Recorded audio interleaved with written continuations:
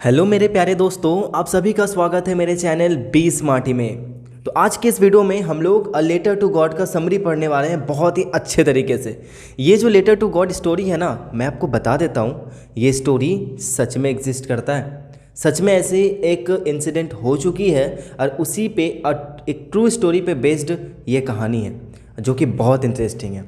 तो सबसे पहले हम लोग जान लेते हैं इस पूरे के पूरे स्टोरी का जो सेंट्रल कैरेक्टर है उसका नाम क्या है, लेंचो। ठीक है, अब ये लेंचो जो है वो इस स्टोरी का सेंट्रल कैरेक्टर तो है ही, साथ साथ में वो एक बहुत ही हार्ड वर्किंग फार्मर भी है जो सुबह से शाम तक अपने खेत में एक बैल के जैसा लगे रहता है ताकि उसका जो फसल है वो बहुत ही अच्छे तरीके से उग सके, जिसको वो बेचकर अच्छे खासे पैसे कमा सके। लेंचो जो है वो एक थेइस्ट भी होता है। अथेइस्ट होने का मतलब क्या होता है, एक ऐसा इंसान जो भगवान पर बिलीव करता है। तो भगवान पर बिलीव करने वाले इंसान को हम थेइस्ट कहते हैं। लेंचो जो है वो कुछ इस तरीके का इंसान था जिसका भगवान पे बहुत ही ज़्यादा बिलीव होता है। तो जनरली हम भी भगवान पे बिलीव करते हैं, लेकिन हमारी बिलीव कुछ इस तरीके की नहीं होगी जिस तरीके की बिलीव लेंचो की थी। आप इस कहानी को जब पूरा सुन लोगे ना तब आपको यकीन होगा।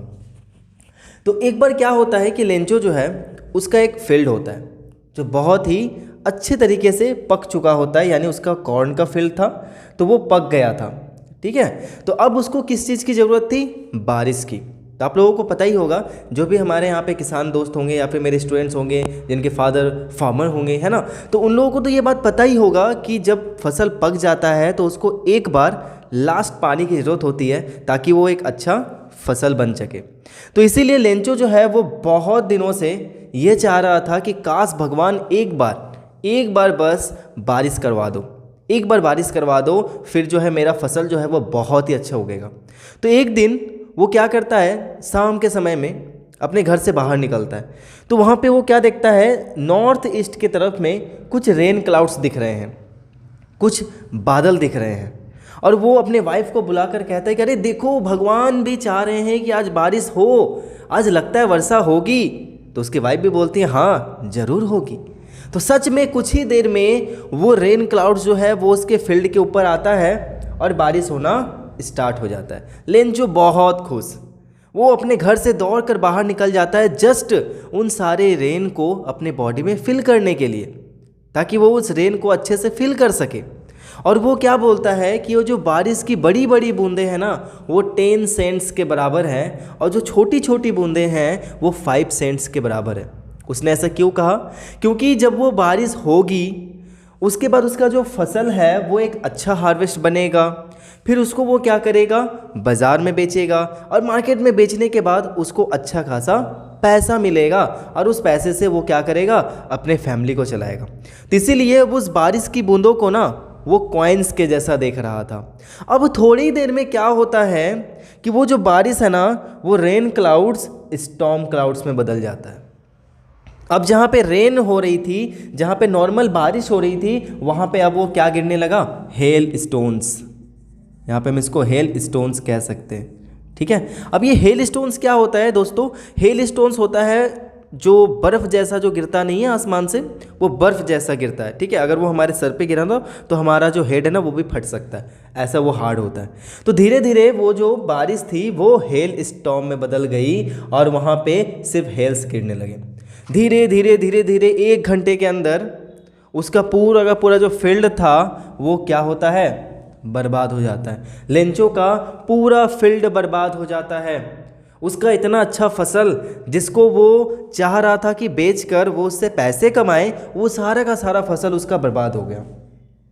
अब बेचारा लेंचो क्या करे, अब वो इस फील्ड के बीचों बीच चला जाता है और जाकर बहुत ही निराश रूप से कहता है कि इससे ज़्यादा तो एक लोकस्ट का ग्रुप भी ना छोड़कर चला जाता। लोकस्ट का ग्रुप का मतलब होता है टिड्डा। ठीक है, टिड्डा जब भी कोई खेत के ऊपर से गुजरता है ना वो उस खेत को पूरा बर्बाद कर देता है। तो वही बोलता है कि अगर एक टिड्डे का ग्रुप भी यहाँ से जाता ना तो इतना तबाही नहीं मचाता जितना इस हेल स्टॉर्म ने मचाया है। उसका सारा फसल बर्बाद हो गया और नेक्स्ट फसल के लिए, नेक्स्ट सीज़न के लिए उसके पास कोई क्रॉप भी नहीं बचा। और वो बहुत ज़्यादा दुखी हो गया कि वो अपने फैमिली को अब चलाएगा कैसे, फैमिली को अपने रन कैसे करेगा। तो लास्ट में वो अपने रूम में चला जाकर वहाँ पे बैठ जाता है। रात को वो रूम पर बैठ जाता है और जाकर सोचने लगता है कि अब क्या होगा।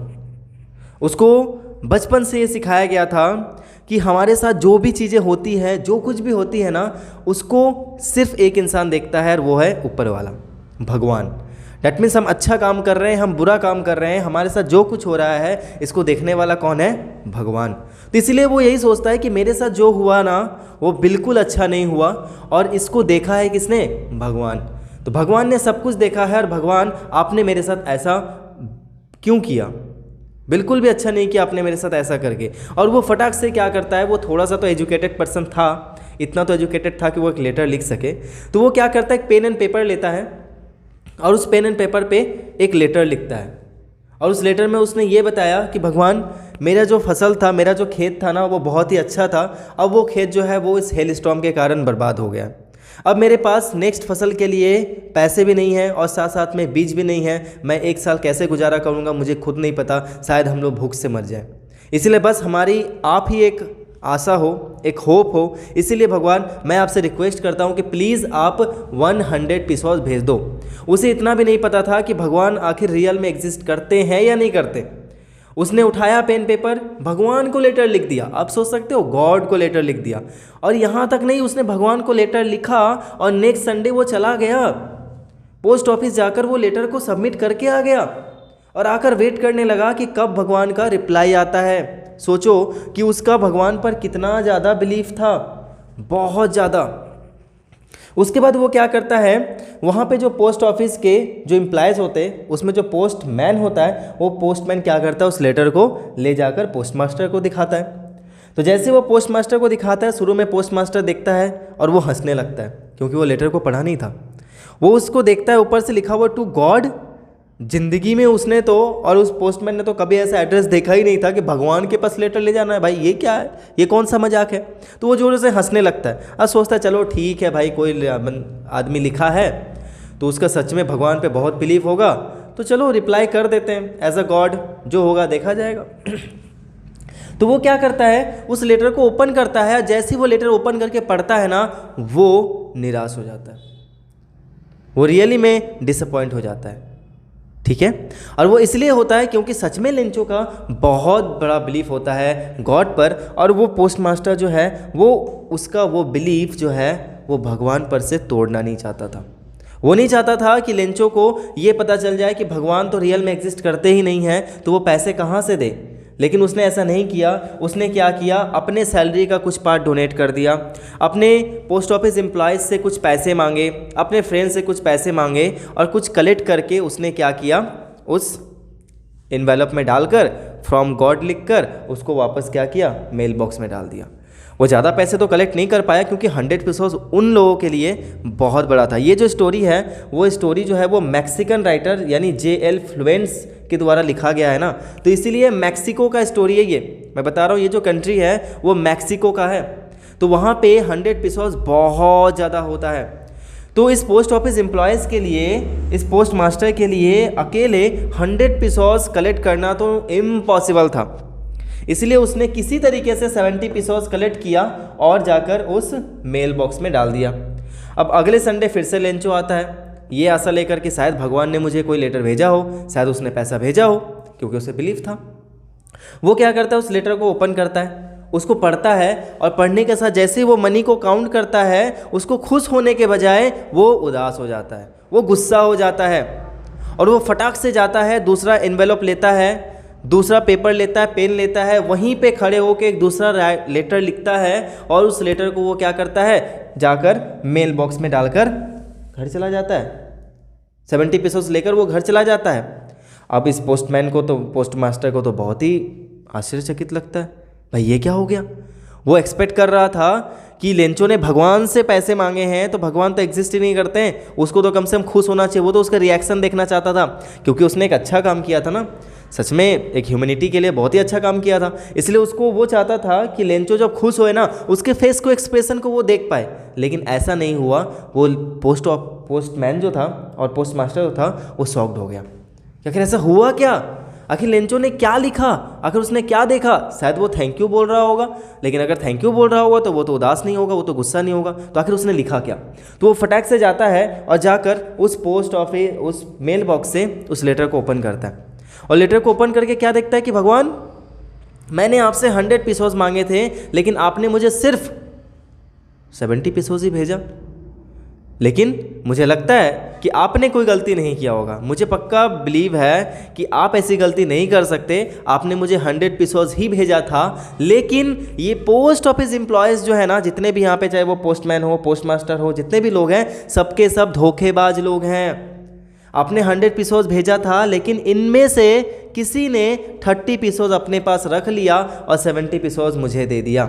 तो भगवान, फ्रॉम द नेक्स्ट टाइम आप जो 30 पीसोस बचा है ना, उसको आप भेज दो, लेकिन पोस्ट ऑफिस के थ्रू मत भेजना, आप सीधा मेरे घर पे आकर देके जाना, घर पे ड्रॉप करके जाना। सोचो वो कितना मासूम था, उसको इतना भी नहीं पता था कि भगवान ऐसे होते ही नहीं है, वो पैसे कहाँ से देंगे। और बेचारा सोचो इस पूरे के पूरे स्टोरी की आयरनी क्या है, वे लोग जिन लोगों ने अपनी सैलरी डोनेट की, उसके लिए पैसा लगाया, लास्ट में उन लोगों को क्या मिला, धोखेबाजी का इनाम। ठीक है, कितना बुरा लगा होगा उस पोस्टमास्टर, पोस्ट ऑफिस एम्प्लॉयज़ को, कि जिसने इतना मदद किया, इतना हेल्प किया लेंचो का, और उस लेंचो ने ही उसे बंच ऑफ क्रूक कह दिया। तो बेसिकली इस कहानी में बस इतना ही है कि लेंचो जो किस तरीके से उसका बिलीफ होता है भगवान पर, वो क्या क्या करता है, बस इसी के अंदर से आपके कुछ क्वेश्चंस रिवॉल्व करेंगे। और हाँ, जितने इंपॉर्टेंट क्वेश्चंस का जो लिंक है ना, वो आपको यहाँ पे आई बटन में और साथ साथ में नीचे डिस्क्रिप्शन में मिल जाएगा।